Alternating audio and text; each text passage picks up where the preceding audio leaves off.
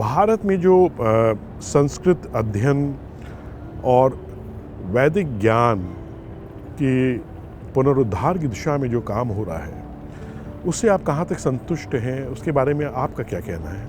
तो मुझे लगता है कि ये जो इंडियन नॉलेज सिस्टम है, इसके बारे में हमने तो काफ़ी कुछ लिखा था। और जब ये इंडियन नॉलेज सिस्टम शुरू हुआ तो जितने भी गवर्नमेंट के लोग थे उन्होंने वो हमें मिले, कि अभी भी मिलते रहते हैं। लेकिन इंडियन नॉलेज सिस्टम को ये जो NEP है, न्यू एजुकेशन पॉलिसी 2020 है, उसमें इम्पोर्टेंस तो दी है, पर उसको एक अलग सब्जेक्ट बना दिया है।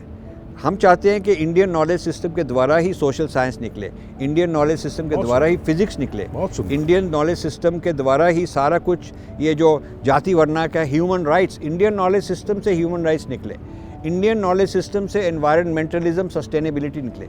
इंडियन नॉलेज सिस्टम को तो फाउंडेशन समझें और बाकी जितने भी सब्जेक्ट है वो उसके बेसिस पर होने चाहिए। ये एक प्लेटफॉर्म होना चाहिए। अभी वो नहीं बना। अभी वो इंडियन नॉलेज सिस्टम को अलग सब्जेक्ट बना दिया है, पर बाकी सब्जेक्ट का प्लेटफॉर्म नहीं है। बहुत ही सुंदर। स्नेक्स इन द गंगा, उसमें आपने जो हमारा भारत का जो एकेडमिक एक जगत है, उसमें आपने वोकिज्म की और क्रिटिकल रेस थ्योरी की, ये दो बातें आपने हाईलाइट की।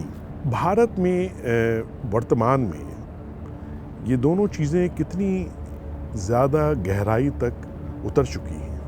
काफ़ी गहराई तक उतर चुकी हैं, क्योंकि ये जो स्नेक्स इन द गंगा है उसमें हम दिखाते हैं कि ये जो बहुत हाई लेवल पढ़े लिखे लोग हैं, ये विलेज के गंवार के लोग नहीं हैं, ये गरीब लोग नहीं हैं, ये हार्वर्ड के आईवी लीग वाले लोग हैं, जो बहुत अच्छे ऊंचे घरों के बच्चे, लड़के लड़की हैं, जिनके पेरेंट्स गवर्नमेंट के सीनियर ऑफिसर्स हैं, मिलिट्री में ऑफिसर्स हैं, ये जिनके पेरेंट्स इंडस्ट्रियलिस्ट हैं, बहुत उनके पास धन है, बहुत उनके पास पावर है, ये उनके बच्चे वहाँ जाके ये पढ़ रहे हैं। और जो वो पढ़ रहे हैं वो ज़्यादा डेंजरस है, क्योंकि वो आके फिर उनकी नौकरियाँ जो हैं वो भी बड़ी पावरफुल नौकरियाँ हैं। और इंडिया में न्यू एजुकेशन पॉलिसी में एक गलती की है कि उन्होंने फॉरेन यूनिवर्सिटीज़ को यहाँ पर फैलाने के लिए परमिशन भी दिया और उनको हेल्प भी कर रहे हैं। तो वो मतलब हमारे विचार बाहर नहीं जा रहे, उनके विचार यहाँ आ रहे हैं, ये कर रहे हैं। उनको चाहिए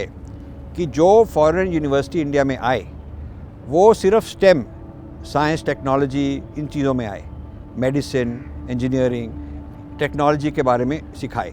लेकिन सोशल साइंसेज और हमारा इतिहास और हमारा दर्शन, फ़िलासफ़ी, जो कुछ है, रिलीजन है, इसके बारे में हमको फॉरेन यूनिवर्सिटी यहाँ लाना नहीं चाहिए।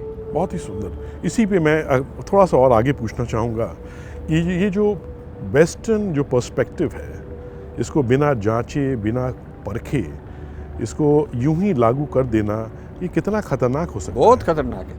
ये एक तरह की कॉलोनाइजेशन है, ये एक तरह की लेटेस्ट कॉलोनाइजेशन ये है कि हम अब जाके वेस्टर्न नैरेटिव को, विच मीन्स मेनली वो जो अमेरिकन नैरेटिव है आजकल, उसको हम इंपोर्ट कर रहे हैं। जैसे कि वो बहुत ऊंची कोई टेक्नोलॉजी हो, उसको हम ऐसे इंपोर्ट कर रहे हैं। चाइना वाले लोग सिर्फ टेक्नोलॉजी को इंपोर्ट कर रहे हैं, साइंस और टेक्नोलॉजी को। वो हिस्ट्री को वो नहीं चाहते कि अमेरिकन लोग उनको चाइना के हिस्ट्री बताएं, उनकी कल्चर क्या है, क्या पिछड़ी जातियां हैं, क्या ह्यूमन राइट का प्रॉब्लम है। वो ऐसी चीज़ों को नहीं चाहते, उन्होंने ब्लॉक कर दिया ऐसी चीज़ें नहीं। तभी उन्होंने फॉरेन सोशल मीडिया को ब्लॉक कर दिया पिछले 10 साल से क्योंकि वो कहते हैं कि वो जो नैरेटिव बताएंगे वो गलत नैरेटिव बताएंगे। इंडिया को ये इतना कॉन्फिडेंस नहीं रहा कि हम ये कह सकें कि देखो जो नैरेटिव है वो तो हमारे लोग ही, उन्हीं का अधिकार है, वही बनाएंगे। और हम ऐसी योजनाएं शुरू करेंगे, ऐसे प्लेटफॉर्म शुरू करेंगे जो हमारे से जुड़े हुए हैं, हमारी संस्कृति से जुड़े हुए हैं, वही नैरेटिव चलाएंगे।